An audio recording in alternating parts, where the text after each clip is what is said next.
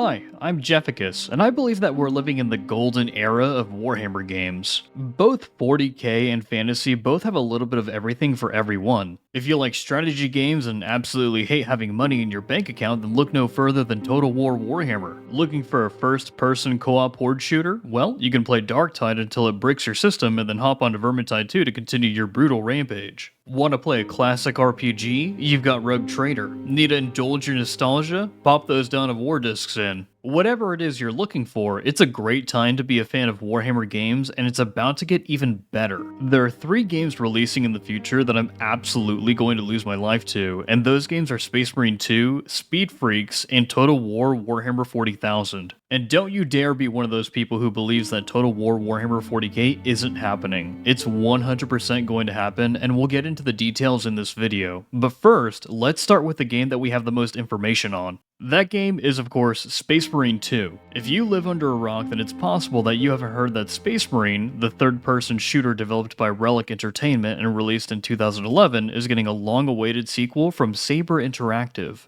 The game is going to feature a campaign, multiplayer co-op, and player versus player game modes, and will be playable on PC, PS5, and Xbox Series X and S. Having a game packed with all these features on release is a big deal. If you take Overwatch 2 as an example, Activision Blizzard had all of the money in the world and couldn't manage to finish the PvE mode that they'd envisioned for the game. They settled for releasing watered-down garbage. Having engaging PvE and PvP game modes in your game is a difficult undertaking, but Saber Interactive seems to be making a lot of decisions that indicate that they have a lot of confidence in their game.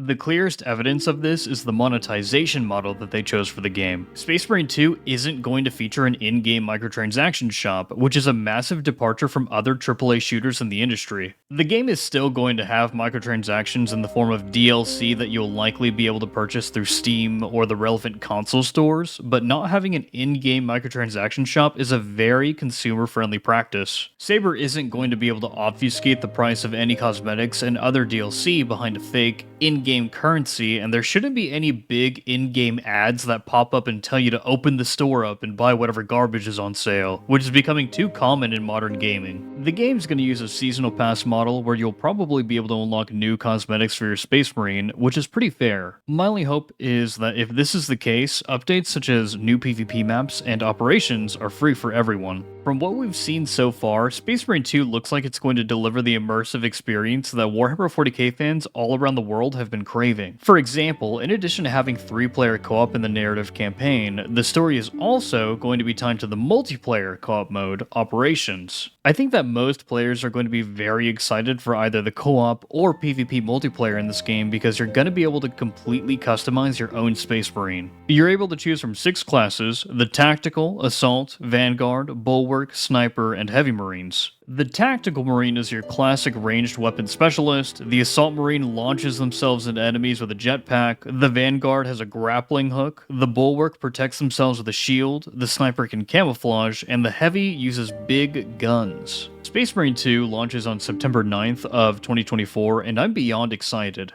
I'm looking forward to how the game innovates on the original Space Marine and how it expands as the game matures. If Saber Interactive wants people to throw more money at the game in the future, they'd be wise to release more classes like the Chaplain, Apothecary, and Librarian, or expand game modes like PvP to include full-on 40 versus 40 battles or something crazy like that. And speaking of downright crazy, the next game I'm looking forward to is Speed Freaks, developed by Caged Element Inc. Speed Freaks is a high-octane combat racing game that pits orc against orc in engines of war that look like they shouldn't work, but that's par for the course as far as orcs are concerned. The game looks like a spiritual successor to the Twisted Metal franchise, which hasn't seen a video game release since 2012. In Speed Freaks, you'll be able to select from several customizable vehicle types that each introduce different ways to crump other players. The gameplay looks both absolutely insane and insanely smooth. The way the cars are controlled appears to be very similar to how Rocket League is played, which is amazing because Rocket League should be the golden standard for any racing game, even if Rocket League itself is technically a competitive sports game.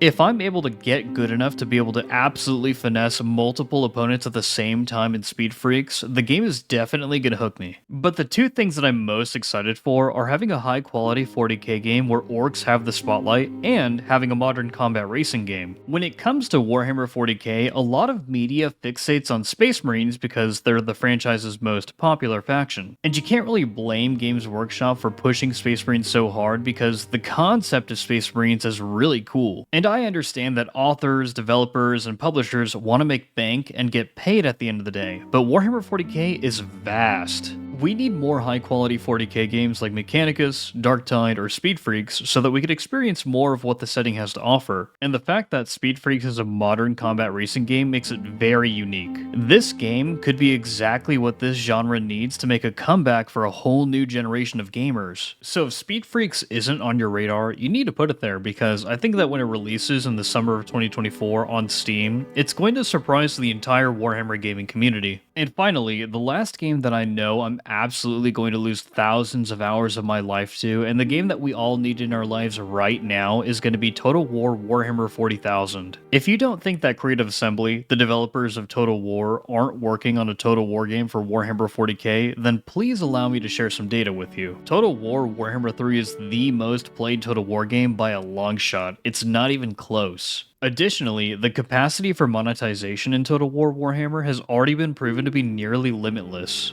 Warhammer 40k features significantly more races, armies, and potential lords and heroes than Warhammer Fantasy. It's also the more popular side of the Warhammer franchise by a large margin. The amount of interest in Warhammer 40k compared to Warhammer Fantasy is staggering. If Creative Assembly isn't making Total War Warhammer 40k, I would be genuinely surprised and a little worried about the leadership in that company. Whenever Total War Warhammer 40k is announced, just watch, the internet is gonna break. But barring those three games, if a developer could go ahead and get to work on a Souls-like Warhammer Fantasy game, that would be amazing. That's honestly something I need in my life right now. But enough about me, I want to know what Warhammer games you're looking forward to. Are you hyped for an upcoming release in particular, or are you still hooked on one of the classics like Dawn of War 2's Last Stand mode? I also wanted to thank all of you for helping me reach 1,000 subscribers. It's been a pleasure to dive into Warhammer with you, and I hope that I can continue to deliver entertaining and informative videos for you to enjoy.